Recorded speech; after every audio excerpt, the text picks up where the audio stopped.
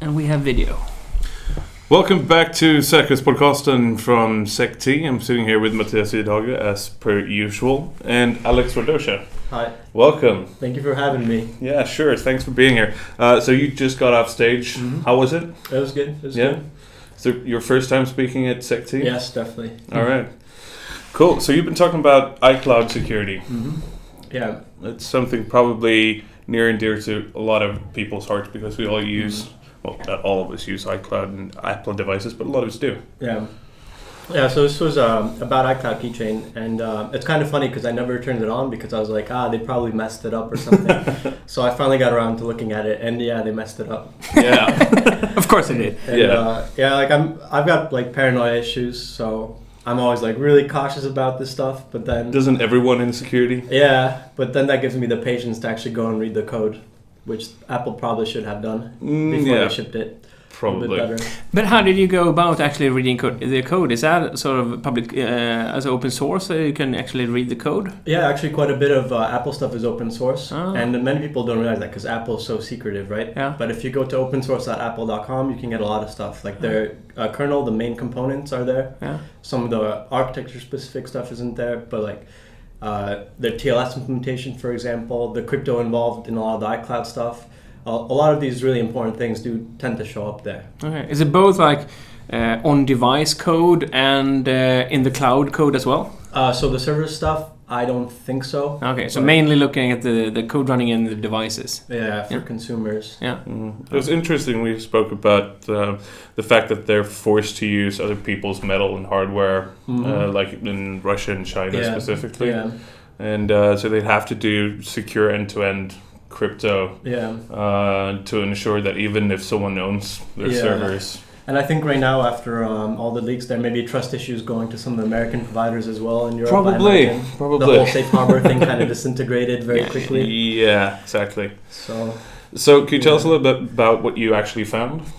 Definitely. So there was a flaw in the signature verification for OTR. So it wasn't in Apple's documentation, but keychain sync depended on the off-the-record protocol, which is something you saw in Pigeon back in like 2005 or like Adium, and it was surprising to see that there because it was undocumented. And the flaw was in the key exchange, so somebody could impersonate other users and trivially bypass it. So it wasn't a mathematical attack; it was a logic flaw in the way it decoded packets, and you could fool the signature check and say, yep, signature is good, without actually providing a valid signature.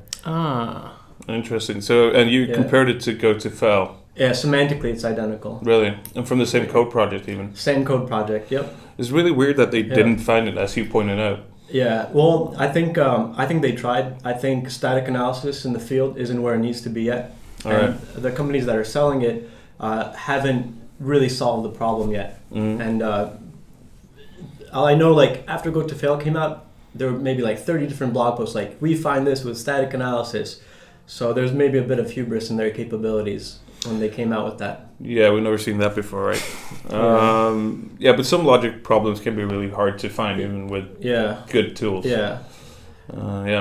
So in layman terms, what are the impacts of this? So it's not like a complete game over, this flaw. It's now fixed, so everything's good if you're updated. But if somebody was a rogue attacker on Apple servers, or if somebody had an iCloud password, for example, from the password leaks, they could have gotten into iCloud Keychain, and that's where you have credit card numbers, Safari autofill passwords, Wi-Fi passwords, a lot of really juicy stuff for hundreds of millions of people. So a lot of attackers rather probably wouldn't be on the Apple servers because that requires a bit of a more sophisticated attack, but getting into someone's iCloud account, we've seen that's easy. Yes. From password leaks. I completely agree with that. Yeah. I think that was the biggest danger to people trying to monetize. Yeah. Even we've seen this. I think the iCloud attacks have been fairly prominent with a lot of celebrities getting photos stolen and stuff like that. So that's something terrible. We definitely know goes on. Yeah. So would you tell people to get the iCloud keychain or not? Yeah, sure, turn it on. I think it depends on how important your information is, though. Yeah, that's always a factor. Yeah, so I know like many like politicians, when they have an iPhone, actually many of the radios are removed from those devices. So those people probably should not turn it on. Yeah, probably a bad idea. I wonder what Trump does. Or does he use Android? No, yeah, I think he uses Android. I think he has a shared Google Drive with Putin, actually. So I'm not... Probably. Funny guy. Probably. He uses Russia phone. Yeah. So how come you you started looking into like iCloud keychains and stuff like that? Because I was thinking if I should turn it on or not, which is kind of dumb. So do this kind of in-depth investigation with everything you consider actually activating? I wish I had the time, but I kind of do. So when I started getting Secure Messenger, I was like, oh, which one should I try? And Signal wasn't out yet for iPhone, and I use iPhones. So there's this app called Threema. I was like, oh, I should really take a look at it before I start using it. And that one, pretty okay. I think I found like one like denial of service crash. Okay. But the crypto is like pretty solid. So I have this terrible habit, yes. It's going to take some time. It really must, but on the other hand, we do get good stuff out of it. Yeah. So how did you start up in security? Yeah, so I like to give a huge shout out to people in Sweden from wargames.unix.se or Devo. Reach out to me. It'd be cool if we all reconnected. Where can they find you? Defend the World on Twitter. Defend the World on Twitter. All right. Yeah. So good Twitter name, by the way. So I was about 16, and I tried other websites, and people would just like send me like really graphic, disgusting images and tell me like learn to play, and I'd be like, okay, this is really frustrating. Yeah, that's been around for a while.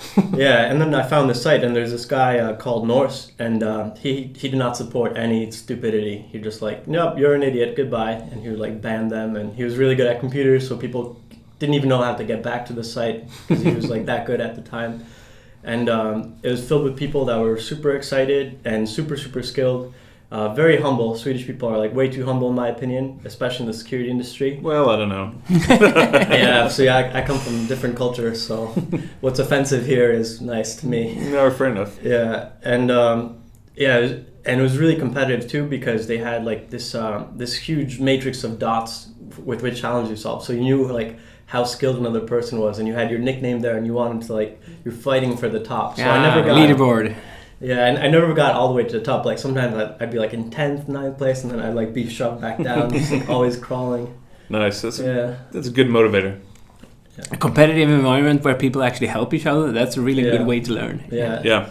And it was all like in Buddhism you have something called koans. So you have small impossible tasks. And you're like, hey, master, like give me the answer, and they're like, nope, not giving you the answer. So it's kind of like that too. Like they would help, but they would never ever share the answer of how to do it. They would never tell you exactly how to do it. And some of the tasks were also somewhat impossible. So some really were impossible, but most of them were solvable. And you had the help, but no one really held your hand all the way. So they just really nudge you in the right direction. So. Yeah, and they really instilled like this hacker spirit, like a little bit anti-authoritarian, like punk rock. And I remember there were like pictures of like Swedish kids in the wintertime snowboarding with like only like pants on, no shirt. I'm just like, these people are just like insane and like they like heavy metal, and it's just like, wow, I have to like visit this country sometime. At least we're not Norwegian, right? Their heavy metal is way darker. Yeah. They kill people in I didn't get that churches. reference. What are you talking about? At least Norwegian black metal? How do you not know this? Yeah. That's a little too rough for me. Yeah. Let's stay away from that, kids. All right, that's really interesting. So where do you go from here? What's the next target? I think right now I want to learn more about hypervisors. So completely unrelated to privacy and crypto. It's something that is probably on a lot of people's mind at the moment, I would say. Hypervisors? Yeah, I think so. Yeah. Wouldn't you agree? Yeah, I would say they are more and more sort of a fundamental structure that we need to trust. And exactly. If there are flaws in those, we have problems. And potentially very large problems. Yeah. And it seems like vendors like Microsoft are locking people out of Windows.